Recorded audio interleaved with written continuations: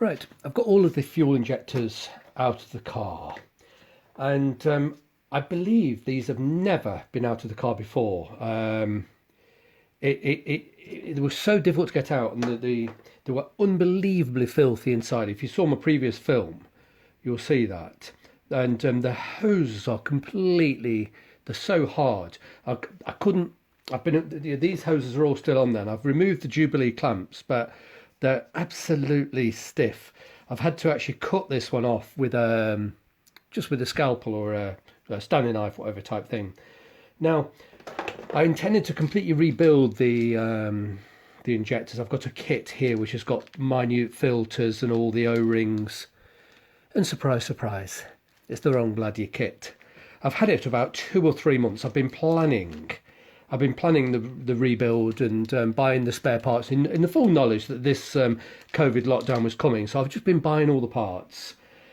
And I did actually check with the seller and, told them which, oh, that should be the right one, they said. And I questioned it. I said, look, I don't want should. I need to know this is going to fit. Oh, yeah, that will fit. It's completely wrong. I'm sure this is for an X300, which is the later model. Anyway, so I have a load of injectors and I don't have a kit to rebuild them. Yeah, there is a filter down there, I think, and it looks pretty gunged up. We've got a series of filters here, but it's just the wrong kit. So now then, what I need to do, I need to conduct some various tests. I've got 6. This one is the only one where I've actually managed to get the pipe off. I've just cut it off. I don't want to sort of pull it and damage anything. And the other 5 have still got the bit of hose on. I've got quite a few feet or about 3 meters or whatever of brand new, and it's like this is stiff. I haven't had any leaks, but it's astonishing not. Anyway, I need to do a few tests. First of all, I need to see if they actually work. They click. Injectors click like a solenoid, and it's audible. You get like a tick, tick, tick. It's supposed to be 12 volts, but you can force it to click from a 9-volt battery. So all I've got here is a decent 9-volt battery. I've got some thin wire, and I've actually sellotaped the 2 terminals. So let me just let's just see if this one actually clicks. Doesn't matter which way you do it, negative, positive. It really doesn't matter. So we've got the terminals here. There's one. Let me just put my thumb over that. And let's bring it reasonably close to the camera, and we should. There's no microphone other than what's on the camera. We should get a tick. Come on. Tick. Yep, it's definitely ticking. And it's actually spitting a little bit of petrol out of. There's like a little bearing in the end here. Let's just let me just see if that picks up on camera.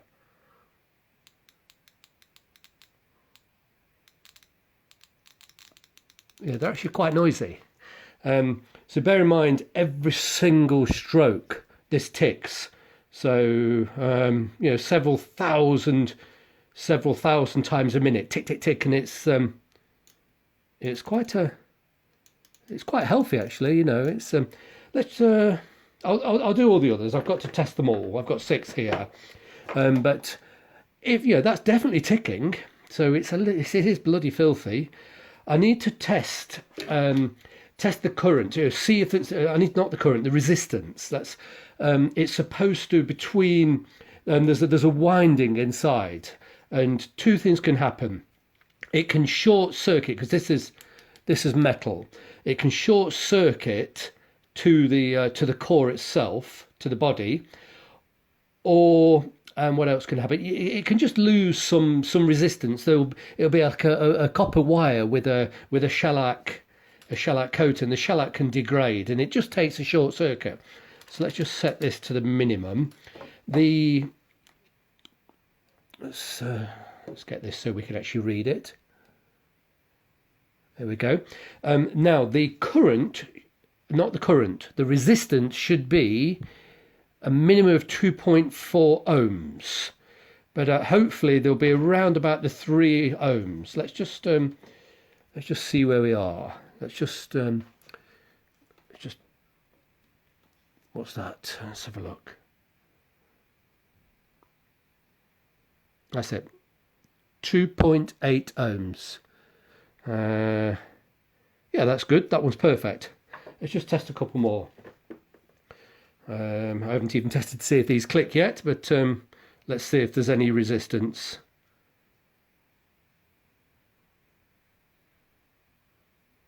Oh, it's all over the place. I think I'm touching the terminals. You devil, come on. 2.8 ohms. That's good. Anyway, I'm not going to bore you by doing them all, but that's the test you have to do. Oh yes, the other one you have to do is you have to see if there's a short circuit from either of the positive or the negative or the negative. It doesn't matter which way round. So all you do, you touch one of the terminals in here, then you put the other one to the actual metal body, and hopefully that value won't change. It hasn't. There's no short circuit. Let's just do the other terminal. Let's see if that value changes. No, it doesn't. Fantastic. This is in rather good condition. And what I also want to do is I need to clean them. Now this is not. I'm just going to do the one indoors just to show you, because it is a flammable fluid and I shouldn't be spraying it indoors. It's brake cleaner. And I'm going to spray brake cleaner straight the way through there. What I'm going to do, I've got the 9-volt battery, which is covered in tape, so there's no chance of a spark. And I'm going to, yeah, let me just show you the can actually. What I've done, if you look at the nozzle, it's a funny shape. The nozzle itself is very, very thin. I've just used plumber's PTFE tape and wound it round and made like a cone. So the actual, where's the injector? So the end of the injector, because it rattles in the nozzle's too thin. So I've made quite a tight fit. So I'm just going to force that. I'm going to put my, well, it's going to be awkward indoors. I shouldn't be doing it. I'm just going to do it for the purposes of the camera. Let's just, in fact, we'll move it to longer touch. Yeah, this is my kitchen wooden surface in a Belfast sink. This isn't our kitchen bowl. I use that for doing greasy jobs. It's, you know, this is no, that's not our kitchen utensil there. Right, let's just get the battery. What I need to do, I need to get the battery and I need to open this, open the terminals permanently. Just put one on and put my thumb over it to make sure there's absolutely no risk of a spark. Whoop. It's a bit awkward. Right, it's open. It's open. And I'm holding it open. I want to spray. I want to push the nozzle tight. I need to spray straight through. And I've got to, let's see, hopefully this is not going to spray back on me. Whoa. Quite some pressure there. Oh dear, it stinks. It did, you know, it did seem to, let's open again. Oh.